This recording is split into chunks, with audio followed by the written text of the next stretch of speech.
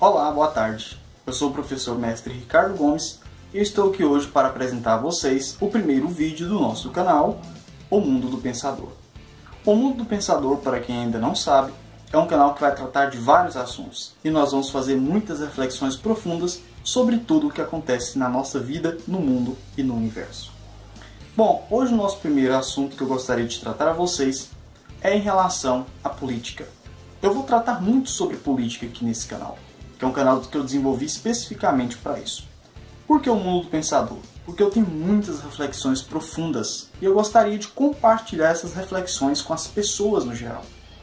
Eu comecei a pensar, há algum tempo atrás, que o problema do nosso sistema político como um todo, e quando eu falo sistema político, eu me refiro a todo o Estado brasileiro, me refiro a toda a questão administrativa, a toda a questão de cargos eletivos. Qual que seria o nosso problema da política brasileira? Há algum tempo atrás eu comecei a pensar que o nosso problema eram os políticos que nós estávamos escolhendo. Pensei, poxa, a gente está escolhendo as pessoas erradas para nos representar.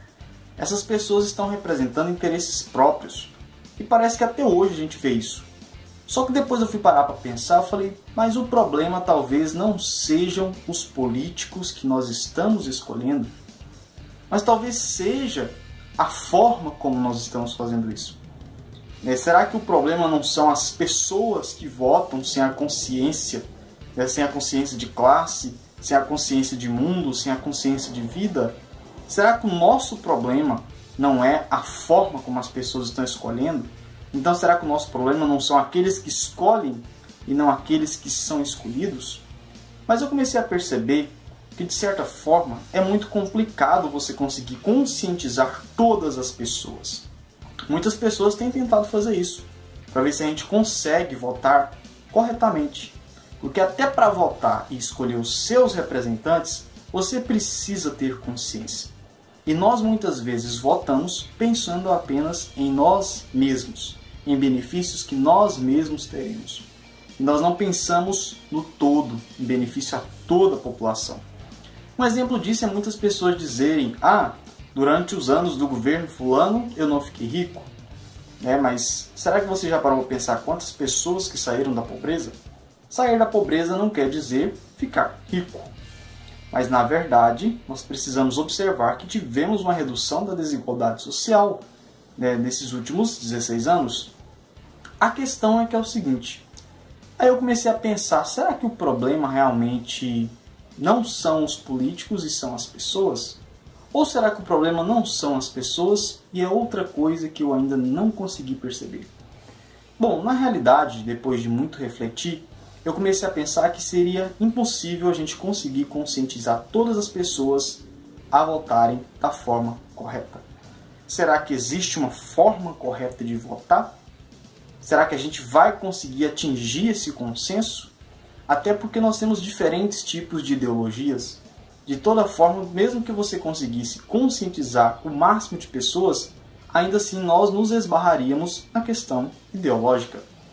Então eu comecei a pensar, talvez o nosso problema não sejam os representantes, nem os representados, mas sim o sistema que nos permite essa forma de representatividade.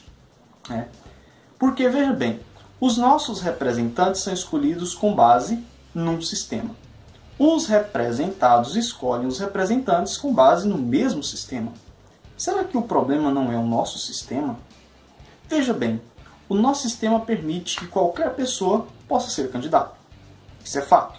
Os requisitos básicos é que você seja alfabetizado, seja maior de 18 anos, e tenha naturalidade brasileira para alguns cargos. Bem, então é muito simples você entrar para a política, para ser um candidato a cargo eletivo. Você não precisa ter uma formação específica, embora é bom que tenha-se.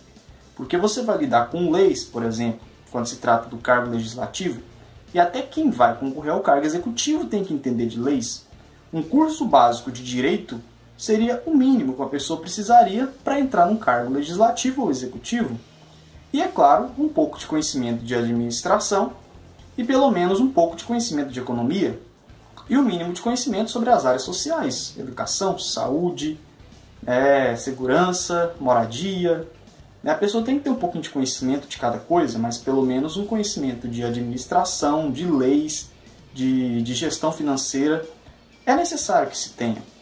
E eu vejo que muitas das vezes, principalmente em municípios menores, a gente vê muitos candidatos que estão entrando ali porque são populares, porque é rico, porque tem fazenda, até porque nós sabemos que para concorrer a um cargo eletivo você gasta dinheiro. Eu estou percebendo isso agora, porque na minha cidade eu resolvi ser pré-candidato a vereador. Só com a cara e a coragem a gente sabe que não é suficiente, você precisa de um fundo, Ainda bem que nós pobres temos esse fundo eleitoral. Mas você imagina pobre que quer representar a sua população que não tenha um fundo eleitoral. Imagina com o que ele vai conseguir fazer a sua política, como que ele vai fazer a sua campanha, como que ele vai concorrer ao mesmo nível daqueles que têm muito dinheiro. Então é tão complicado o nosso sistema que a gente consegue perceber as injustiças que ele nos coloca. Para você ter uma noção, quem vai concorrer a cargos eletivos tem que se desincompatibilizar com o tempo de antecedência. Eu mesmo vou ficar aí de 3 a 4 meses sem poder trabalhar de carteira assinada. Na verdade, quem é efetivo do serviço público vai continuar recebendo, mas quem é da iniciativa privada não vai continuar recebendo. Então você percebe que o pobre trabalhador de carteira assinada é o que mais sofre, é aquele que tem mais dificuldades de conseguir representar o seu povo.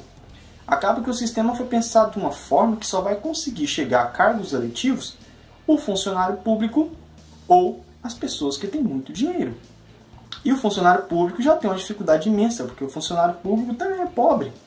Ele não é rico. A diferença é que ele vai continuar recebendo o salário dele, mas os perrengues são os mesmos. Então nós temos muitas dificuldades por trás do processo de representatividade no nosso país. E um deles é esse: a dificuldade do pobre chegar ao poder para representar a sua classe. E isso que eu acho que precisa mudar.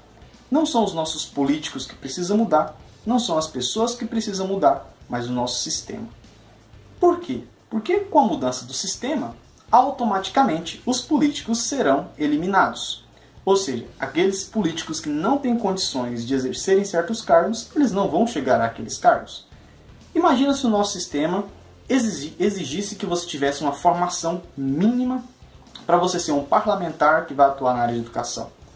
Se nós tivéssemos uma divisão do parlamento específica para que o parlamentar fosse eleito para as comissões e não no total dos 514 parlamentares, seria muito mais prático. Vamos imaginar que a Câmara tivesse 10 vagas para parlamentares que vão atuar na área de educação.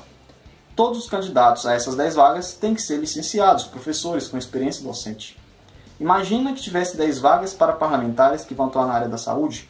Todos esses 10 parlamentares teriam que ter formação na área de saúde e experiência, ou médico, ou enfermeiro, ou farmacêutico, e assim por diante. Você imagina como o nosso parlamento estaria bem formado e como nós estaríamos bem representados, porque pessoas que entenderiam da situação iriam estar à frente.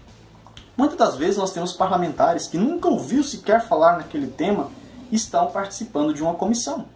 E eles estão criando leis para que profissionais formados na área possam seguir, o que é uma contradição.